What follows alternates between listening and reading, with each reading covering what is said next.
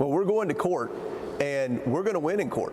I think that the Democrats are going to have to think long and hard before they go to court, because we will win in court, and we expect to get the documents that we've requested. Most of these emails should have been available through FOIA requests, through Freedom of Information Act requests, and they've blocked that. So they've violated so many minor laws. It's the major laws, you know, the money laundering, the influence peddling, the bribery. I mean, these are serious, serious violations of the law, not to mention tax evasion and tax fraud.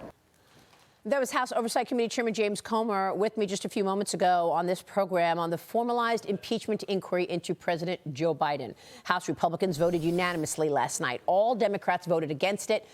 The Republicans unanimously voted to go forward and formalize the impeachment inquiry. President Biden released a statement afterwards claiming that Republicans are attacking him with lies, wasting time and avoiding critical issues. Joining me right now is Missouri Congressman. He's the chairman of the House Ways and Means Committee, Jason Smith. Mr. Chairman, thanks very much for being here this morning. It's great to be with you, Maria. You heard what the president said. This is all lies. Your response?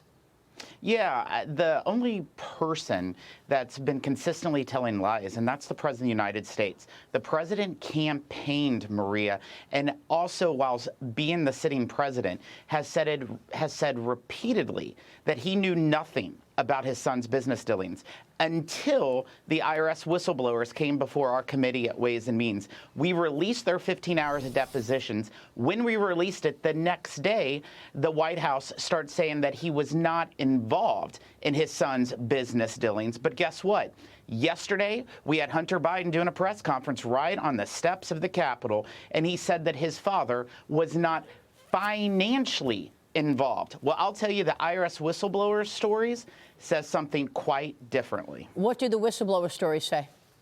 We've released over 1,100 pages of materials from the IRS whistleblowers, Maria. Last week, we had the two of them testify before the Ways and Means Committee. We released all that information. They highlighted 327 different emails from Joe Biden to Hunter Biden and his business associates.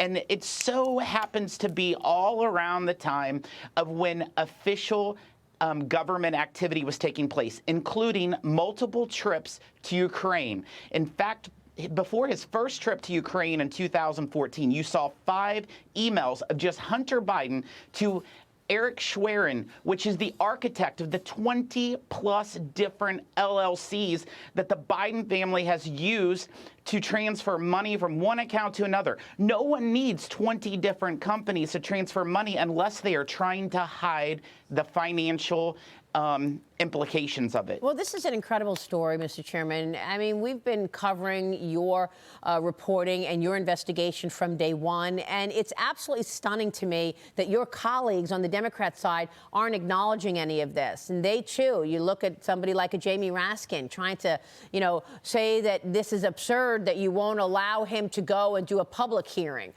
Explain to us one more time why a closed-door testimony is more important in terms of getting to the truth versus an open house hearing.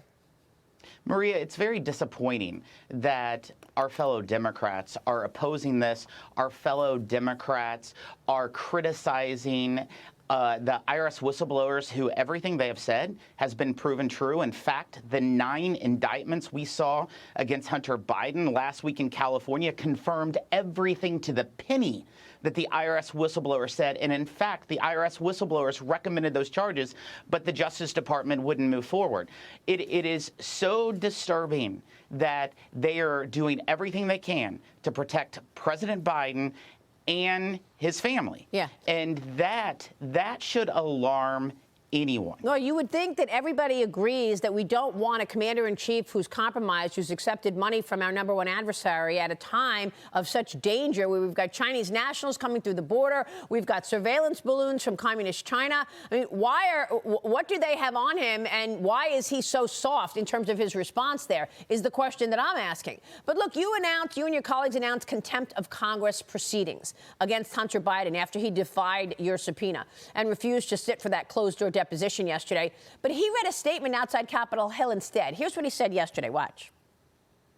I am here to testify at a public hearing today to answer any of the committee's legitimate questions. Republicans do not want an open process where Americans can see their tactics, expose their baseless inquiry, or hear what I have to say. Let me state as clearly as I can, my father was not financially involved in my business.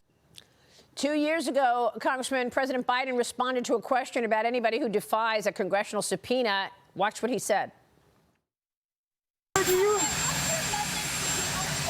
congressional subpoenas on the January 6th committee? I hope that the committee goes after him and holds him accountable. I do, yes. He said he wants them to be held accountable, Chairman.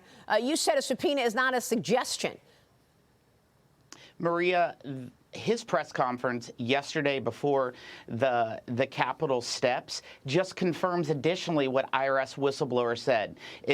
From the facts that they provided, they showed that apparently because your last name was Biden, you were treated differently. Let me tell you, Donald Trump Jr. went before Congress in the House and the Senate in 6 closed hearings, over 20 hours. What we asked for was not a suggestion.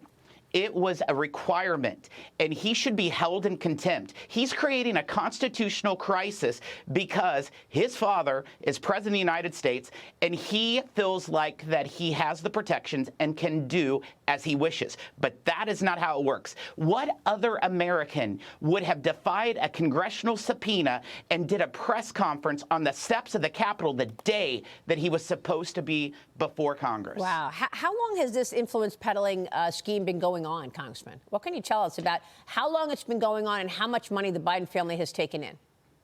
Well, that's really hard to tell. But what we do know from the IRS whistleblowers, that it's been almost a decade that we know just by their documentation that it's been going on.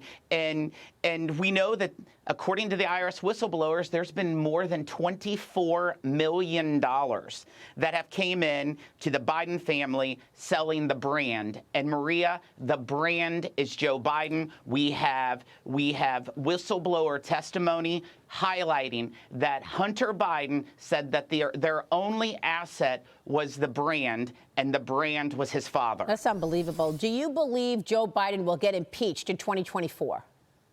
You know, it's really hard to tell, but I'll tell you, we are following the facts, and the facts that we are leading to shows that possibly Joe Biden is the most corrupt and compromised president in the history of America. Wow, that is an incredible statement, Congressman.